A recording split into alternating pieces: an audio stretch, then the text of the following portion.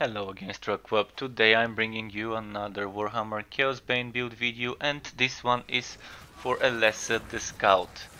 I'm using the recently released couple of updates ago Everlasting Summer or Guardian of Arranoc set, which is centered around giving us a poison trap, but letting us do a physical damage Bramble skill whenever we deal physical damage. So it's a weird set, and I'm not sure why it was giving us heroic hungry roots rather than heroic physical um, Barbed Brambles. So I've decided to call this the Ambush Assassin, and this is mainly because I've set it up to get physical damage based on counterattack damage, and I'm spamming the physical damage trap together with the poison heroic trap together with the physical damage brambles, and when played well, which I'm not the best at, but I'm doing my best when it comes to it. When played well on Chaos 7, as you're seeing on your screen, it can clear decently enough. It can deal well, and since we're using Assassination, the build is stronger against bosses, against high health targets rather than low health basic enemies. It's still okay for mobbing, but you wanna cluster them up and use your stacking of damage on the same place to its fullest potential when you're stacking the two traps together with the brambles, and maybe even try to max out the build setup by using the stuns of Ring of Resonance, like I sometimes do, to stun the enemies, keep them in place so they can keep taking damage and not attack me. Of course, there's Spinning Blade, which also helps a bit, but it's just there to keep proccing Ring of Resonance. I've included the Tornado that can give you some extra health regeneration and also deal some physical damage, so it goes well with the ambush setup. So stay tuned, I'm gonna quickly show you the skills, the god skills, and then the gear. Skills point wise, this is how I've decided to spend the 100 points available. I decided to take Master Archer, basic one. Spinning Blade just because it's a skill with cooldown and 5 points only. Of course the Heroic Hungry Roots, which I really think should have been, instead of Heroic Hungry Roots, there should have been Heroic Barbed Brambles with physical damage, or this should have been a physical damage version due to the nature of the set. Then we have Living Roots Mastered, physical damage, maximum summon 6, perfect for spamming. And you can spam this and quickly get rid of all your energy and stack up a lot of damage. Um, Alternatively, you can maybe replace this one for something else, but I think it works well with the set. I think the combo of those two gives you huge DPS. Here, Winds of Fisher, just because I have this skill unlocked, and I think it's not so bad to help you with a bit of crowd control and when you needed some HP regen. And it also is physical damage, so it's not bad. Then, passive wise, since I have been wondering on how to get a counterattack damage build to work for Elessa, I decided to try different ones. I tried it with a Summoner, I tried it with an Eternity set, and I tried it with this set. It seems to work well with this set. With the Eternity set I probably didn't have the best gear, so I'm gonna try it again and maybe upload the build for that one later. But this is how it is: Ambush Mastered, Assassination Mastered, Ambush Specialist Superior. This one does a lot of damage to bosses, so that's why I decided to take it.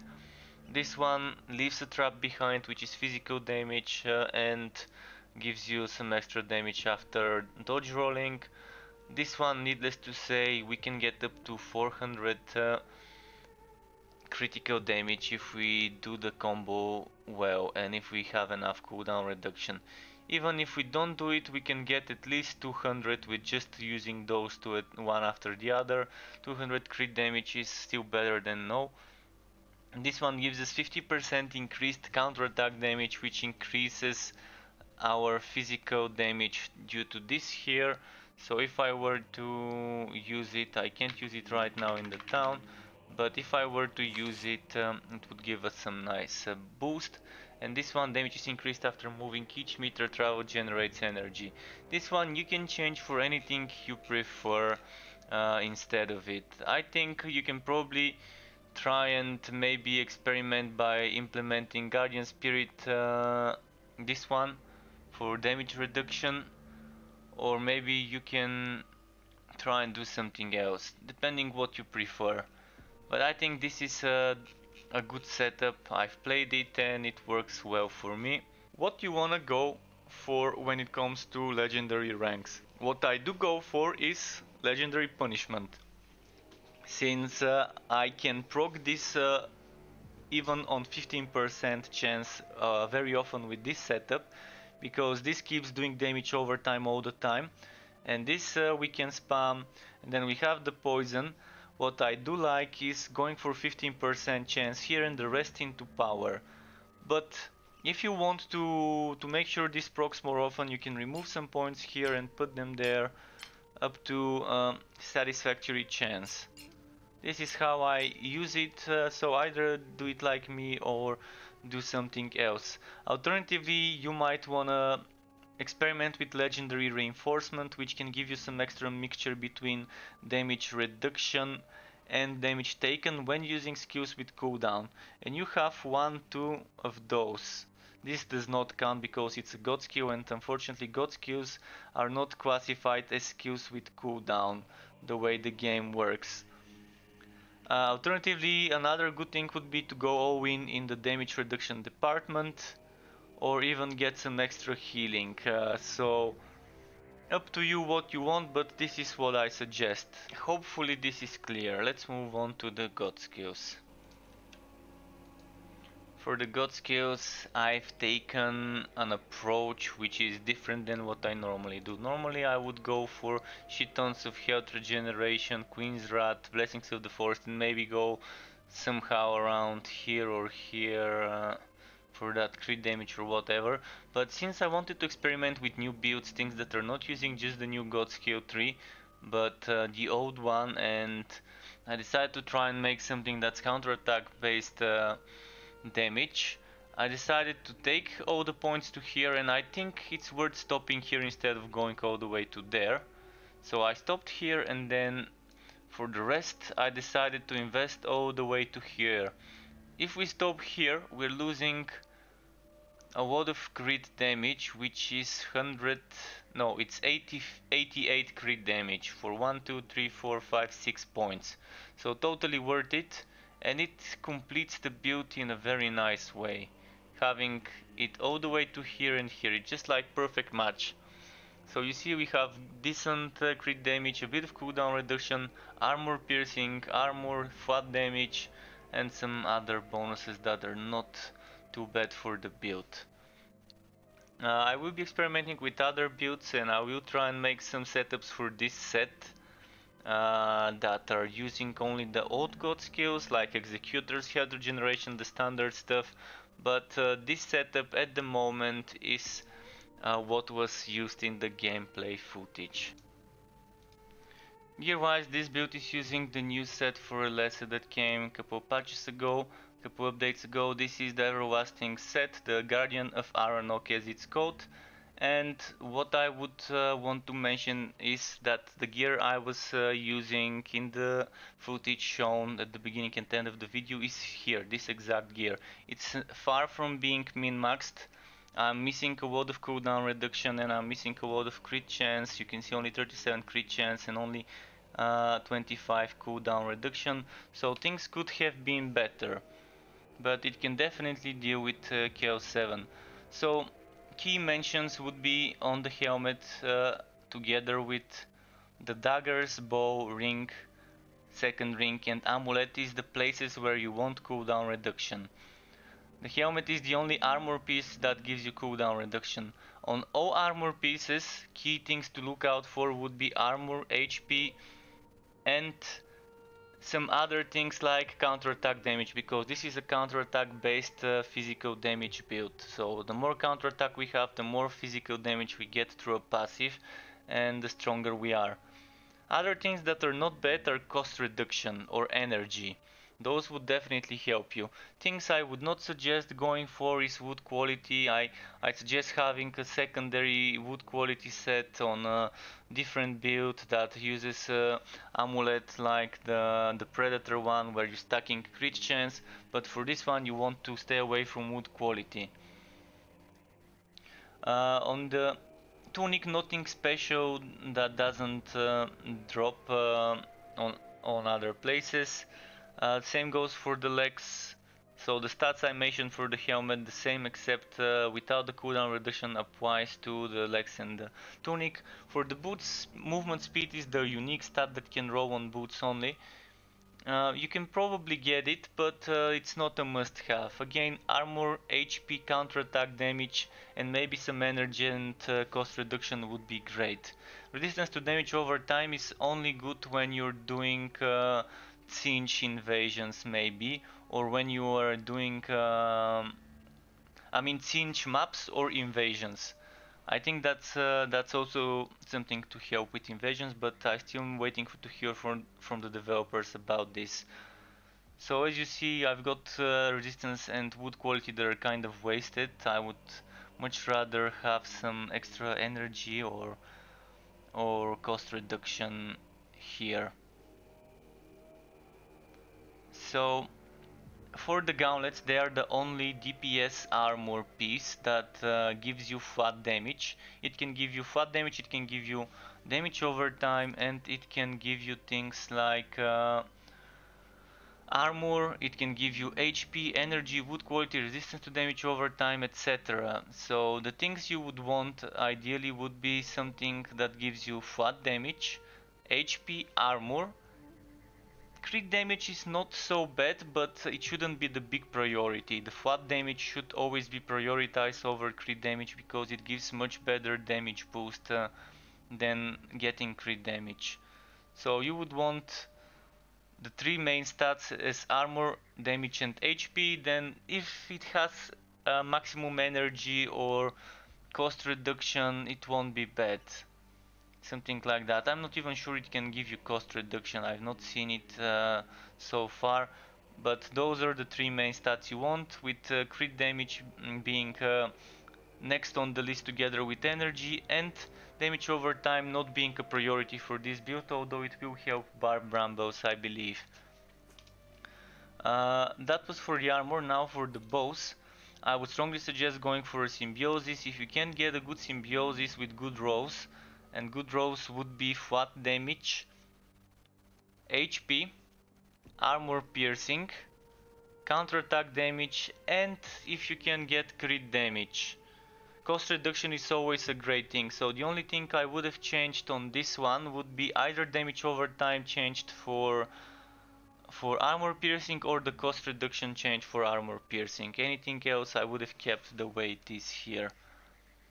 So symbiosis is the suggested one because you have a heroic trap and then another trap that benefits from it. Alternatively, if you want more cooldown and you have a good master archer bow, use it. If you don't have either of those two bows, the third best choice maybe would be Undergrowth Fangs, because at least you would be able to do some bits of poison damage, and by doing extra poison damage to poisoned enemies you would be able to trigger explosions and to heal yourself. So it is still better than using a packed bow. Definitely better than using a packed bow, which is for summoner builds. For the daggers, there's two daggers you wanna use and two daggers you wanna avoid. You wanna avoid executors because this build does not stack health regeneration and you won't get a lot of damage from that. And you wanna avoid deadly tips because it's a game for a summoner build. So the two other choices we are left with are dashing daggers, which are not bad, and if you have a good rolled one, it's gonna be fine. And daggers can crit up to 5, 6, 7, 8 million depending on how much damage you're stacking, maybe even more, maybe even up to 10 million. But they're a bit wonky and you can see how they're spinning and it's just two of them, and yeah, it's not the best choice. The best choice probably would be a tireless guardians, Good tireless guardians would give you 200% extra damage for 8 seconds when you regain energy through the familiar, and the familiar is this spirit that hovers around you. So you go through it and then bam, for 8 seconds you have that 200% damage, and you can just spam some traps and brambles and traps and brambles and maybe winds efficient, whatever. And for 8 seconds you have that increased damage. So this was it for the daggers. Those two daggers are the things you want, and when it comes to daggers and bows, a dagger can roll crit chance but not crit damage. A bow can roll crit damage but not crit chance. On the dagger as well as the bow, you want that flat damage, you want that HP, you want that armor piercing, and cooldown reduction. You want a cooldown reduction on both of those to help you regenerate the potion faster, to help you throw this trap faster, to help you throw the spinning blade faster, which in turn would help proc Ring of Resonance more often to stun the enemies. And stunning the enemies definitely helps with crowd controlling and not taking damage. For the talisman, there are a few choices I can suggest. If you want cooldown reduction and energy gain, Amber Talisman is a great choice. If you already have plenty of cooldown reduction and you are not struggling with the energy regeneration, then the second best choice, or maybe the first best choice, would be the Wind Talisman. Nearby enemies take more damage, and since you're throwing traps and using Barbed Brambles, you would be kind of close to the enemies, and that extra 50% damage would be pretty nice. And on the amulet as well as the rings, what you want is crit chance, flat damage, counterattack damage. Maybe if you can get things like armor piercing, I'm not even sure armor piercing can roll on it. I haven't seen anything with armor piercing, but crit chance, flat damage, counterattack damage, and preferably some HP. Crit damage should not be a priority, but if you get it, that's fine. But what should be a priority is cooldown reduction, as I've mentioned earlier. Things that are okay but are not the best is energy and cost reduction. But again, armor I think would also be a great choice, so ideally you would have a green one with crit chance damage, armor, HP and counterattack damage. Those stats would be probably the perfect rows. And the same goes for the rings. And when it comes to rings that are good to use, Ring of Resonance you get from the invasions. And there's something I wanna mention about invasions. Currently I'm not sure whether that's a bug or not, but if I complete an invasion at rank 10, let's say I push my invasions, I unlock my corruption resistances, and I unlock this dual exchange reaction which I need for the build, and then maybe I unlock nodes like those to get me some extra debuffs for the enemies to make it easier to reach all the way here. And I want Ring of Resonance, so let's say I'm doing that on rank 10 and I finish this node. Now what to do next after you finish this node on rank that is higher than the one you can do. Let's say I've not completed it on rank 10, on rank 1 and all the way to rank 9. So I complete it on rank 10. That means that all the things I've completed on rank 10 would get unlocked for rank 1. Which in turn would allow me to collect rewards. But if you collect the reward on rank 10 straight away, what would happen is you would lose the ability to collect this reward on ranks 1 through 9. So if you reach this node and beat it on rank 10, then the best thing to do is go to rank 1, collect the ring, go to rank 2, collect the ring, and all the way 1, 2, 3, 4, 5, 6, 7, 8, 9, finishing with 10. That way you can get 10 rings by beating only one invasion difficulty. Otherwise you would have to complete this, unlock it on rank 1, then move on to rank 2, beat this, unlock all those nodes, and it's just pointless. Currently I'm not sure whether it's a bug or not, but any node you complete would be unlocked. So if I go to rank 10 and I complete this known invasion, it would immediately unlock this through to ranks 1 through 9, and then I would be able to get this as well, and it's pretty much nice. So if I go to rank 10 and I beat this node and this node and this node, ranks 1 through 9 would also have those beaten. So that's a fun thing to tell you on how to get easy Rings of Resonance. So Ring of Resonance is a great item for most builds. This build could do without it, so it's not that bad even if you can't get it. Something that can help you with the cooldowns is Ring of the Guardian. And if you already have plenty of cooldown reduction, a great ring would be... where was it? The ring with the damage. This one, Untamed ring. Very good ring. Another good ring, Ring of Spirits. It gives you HP and energy if you need energy and HP on crits. And then another good mention would be Iron Bark if you need damage reduction. Poisonous ring is definitely not a ring for this build. I mean, it would give you some extra damage maybe for the Barbed Brambles, so if you have a very good rolled one, it's not so bad. And Ring of Vitality is great for any build if you want some extra healing and extra HP. And extra healing applies to the potion as well. So it's quite nice, and as well you can heal from this skill, so another good combo would be that. So I guess that's it for the rings and everything else when it comes to the gear. Sorry for it being that long of a segment, I always tend to go on about the gear a lot. Next off would be some extra gameplay, and I hope you enjoyed. So here is some more gameplay footage of me playing that build. As you can see, I'm kind of getting them grouped up before spamming my traps, and I'm trying to get the duelist chain reaction to be at 4 stacks, but when possible it's nice to have it 4 stacks. Sometimes I can just get it to 3 stacks and it's still okay. So I'm just grouping them up, making sure I have them all together, and then spamming all the AoEs. In the meantime, if I stay at a certain distance, the dashing daggers would hit them, but I'm not really the best person to keep and maintain that distance. You can get them at choke points when mobbing, but what matters is the boss, of course, and in a bit you would be able to see me do the boss. I'm actually gonna be speeding things up when there's boring parts of me just running around, and then I'm just gonna slow down when there's fights.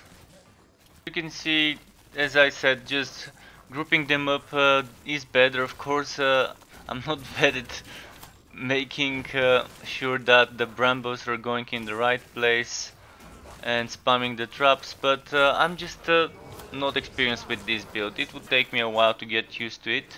It is fun though, and you can just kind of move around, group them up easily without much issues when it comes to that, at least.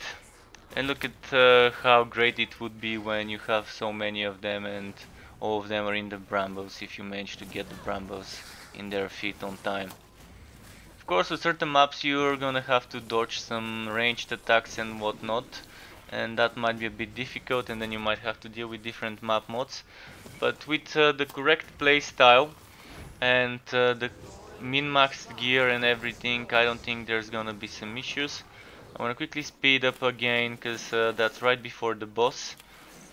So let's just see us kill this, and next off would be the big guy.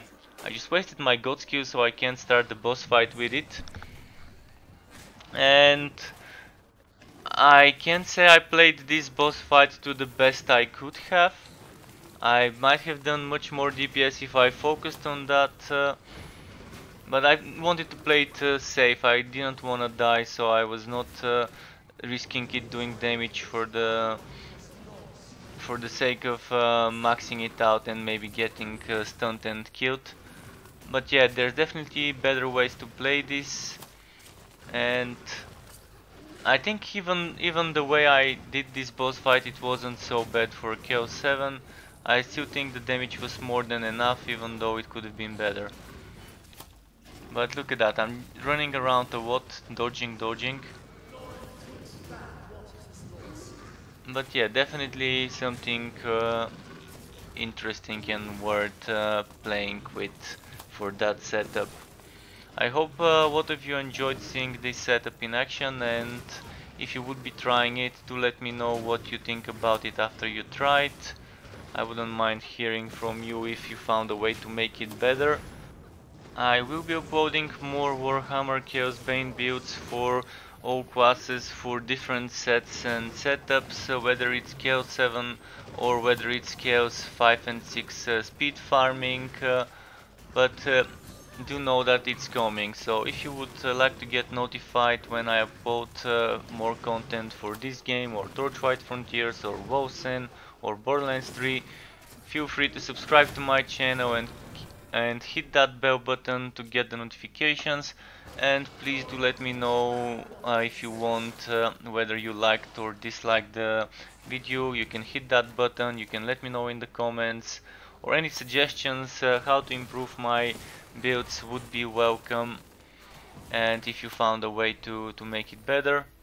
So thanks everyone for watching, keep it cool folks, and until next time, goodbye.